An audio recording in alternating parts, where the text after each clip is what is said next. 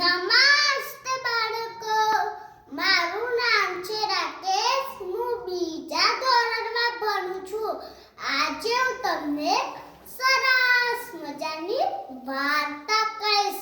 એક મોટું જંગલ હતું. એમાં ઘણા બધા પ્રાણીઓ રહેતા હતા. એમાં એક સસલી રહેતી હતી. એ સસલી કેવી હતી તમને ખબર છે? બીકન, બહુ બીકન. તે બહુ બીકન.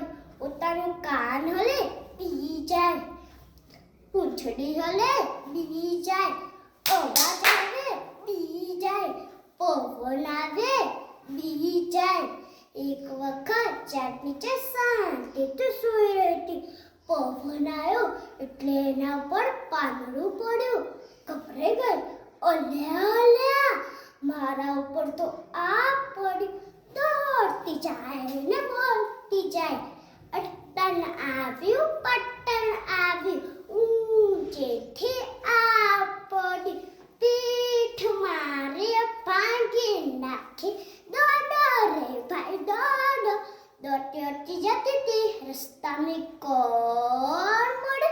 હાવ કરતો કરતો વાઘ મળ્યો. વાઘ કે, એ સસલી તું કેમ દોડતી દોડતી છે? શું થયું છે? સસલી કે, વાઘ ભાઈ, તમને ખબર છે જંગલમાં શું થયું? અટન આવ્યું પટન આવ્યું, ઊંચેથી આ પડી. પીઠ મારી ભાંગી નાખી. દોડો રે ભાઈ દોડો. વાઘે ગભરાઈ ગયો. એની પાછળ તરત જાય. દોડતા દોડતા જતા હતા. રસ્તામાં કોણ મળે? હૂપ હૂપ કરતો કરતો વાંદરો મળ્યો. વાંદરો કે, એ સસલી ઓ વાઘ ભાઈ, તમે કેમ દોડતા દોડતા જાઓ છો? શું થયું છે? સસલી કે, વાંદરા ભાઈ, તમને ખબર છે જંગલમાં શું થયું? અટન આવ્યું પટન આવ્યું, ઊંચેથી આ પડી. પીઠ મારી ભાંગી નાખી. દોડો રે ભાઈ દોડો. વાંદરોએ ગભરાઈ ગયું. એની પાછળ દોડતો જાય. દોડતા દોડતા જતા હતા. રસ્તામાં કોણ મળે? એક ચિત્તો મળ્યો. ચિત્તો કે, ઓ વાઘ ભાઈ, ઓ વાંદરા ભાઈ, ઓ સસલી, તમે કેમ દોડતા દોડતા જાઓ છો? શું થયું છે?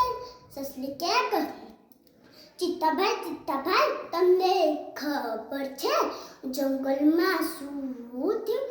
અટન આવ્યું પટન આવ્યું, ઊંચેથી આ પડ્યું. પીઠ મારી ભાંગી નાખી. દોડો રે ભાઈ દોડો. ચિત્તોએ ગભરાઈ ગયો. એની પાછળ દોડતો જાય. દોડતા દોડતા જતા હતા. રસ્તામાં કોણ મળે? જંગલનો રાજા સિંહ આવ્યો. સિંહ તો ગુસ્સે થઈ ગયો અને રસ્તાની વચ્ચે આવી ગયો. ગર્જના કરી. ગુસ્સેથી બોલ્યો, ઓ ભાઈ બધા, કેમ બધા દોડતા જાઓ છો? શું થયું છે?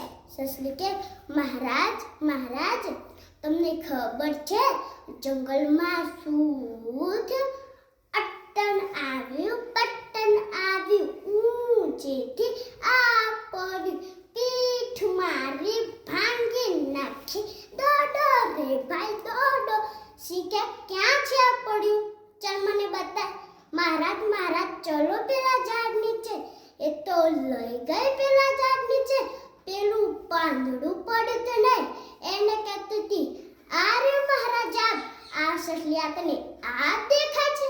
આ તો પાંદડું છે. સસલી, તારી બીકન જાત, તે ખોટા બધા પ્રાણીઓને હેરાન કરી દીધા. બધા પ્રાણીઓ હસવા લાગ્યા. ત્યાંથી જતા રહ્યા. સસલી શરમના માથે નીચું માથું રાખીને ઊભી રહી ગઈ. Thank you.